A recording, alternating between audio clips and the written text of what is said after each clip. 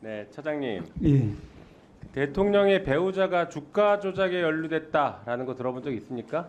역대 본 적 없죠? 들어본 적이 없습니다. 네. 대통령의 배우자가 명품백을 수수한 것을 전 국민이 본 사례가 있었습니까? 저는 들은 바가 없습니다. 그렇죠. 대통령이 배우자에 대한 특검법을 2번이나 거부권을 행사했다. 우리 헌정사상 들어본 적이 있습니까? 들어본 적이 없습니다. 없죠. 이게 이 정권의 민낯을 그대로 보여주는 심각한 사안들입니다. 사실 이 문제는 비단 국회에서 정치권에서만 얘기할 게 아니라 민주주의의 질서를 유지하고 혹은 훼손된 질서를 회복한다는 차원에서 사법부도 일조를 해야 될 거다. 저는 그렇게 보고 있습니다. 물론 이제 법원에는 사건이 들어오면 그때 권한을 행사하겠죠.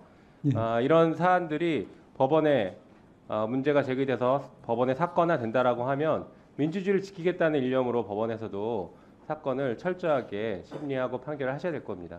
예, 법과 원칙에 따라 처리할 것입니다. 네. 자, 그리고 이거 한번 볼까요?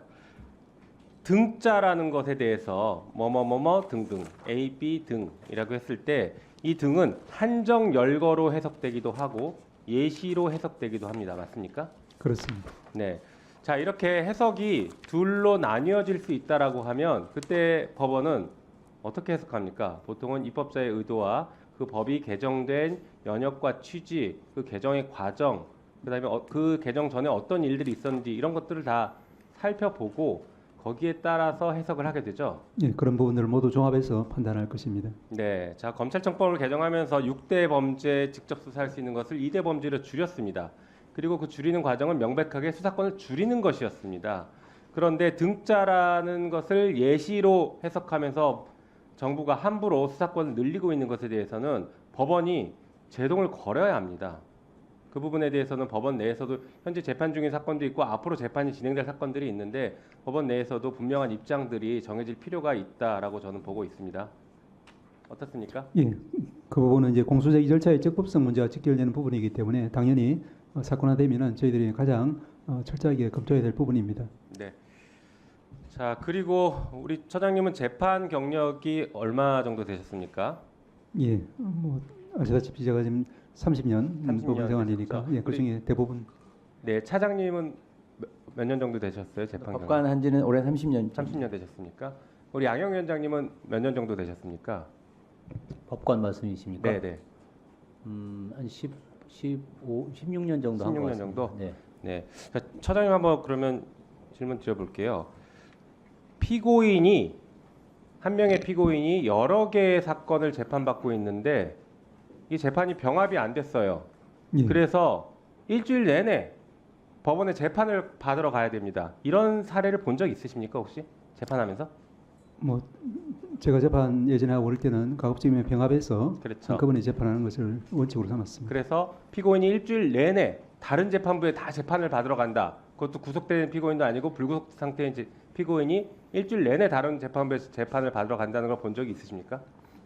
제가 쉽게 기억은 네, 잘 경험을 나지 여쭤보는 않습니다. 겁니다. 예, 없죠. 경험은 없습니다. 네, 우리 차장님도 이런 경험이 있으십니까?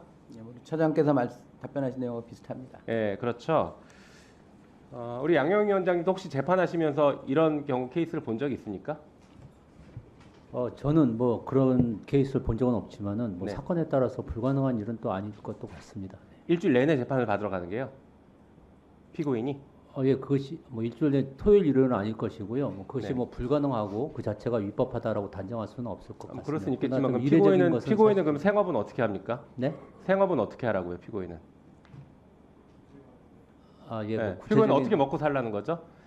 만약에 이게 그 대기업 회장 이재용 회장이 만약에 기소됐는데 분리 기소돼서 일주일 내내 재판 받으러 다닌다고 쳐봅시다. 대한민국 경제신문에서 다 난리칠 겁니다. 나라 경제 말아먹는다 어떻게 하려고 그러냐? 난리가 났을 거예요. 난리가. 이게 많이 보이지 않습니까? 네, 정치권의 한 축을 담당하는 야당 대표가 재판을 기소가 돼서 일주일 내내 재판을 받아야 돼요.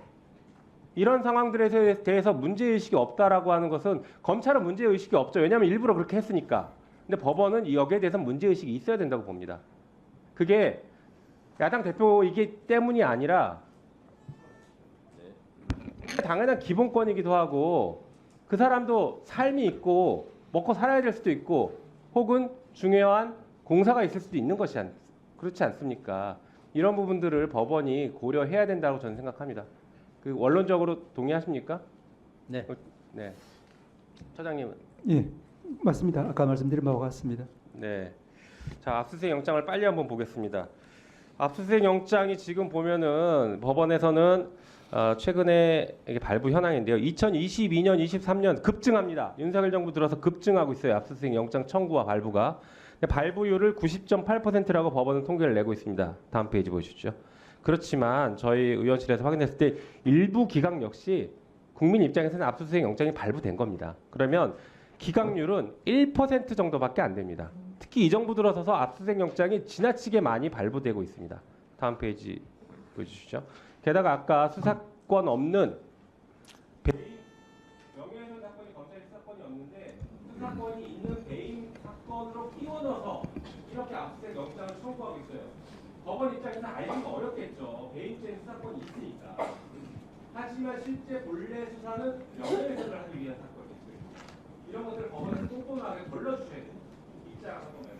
예, 말씀드린 것처럼 특히 전자정보 압수수색 영장 관련해서는 저희들이 더욱더 철저하게 국민의 그 기본권이 침해되는 일이 없도록 유념하도록 하겠습니다.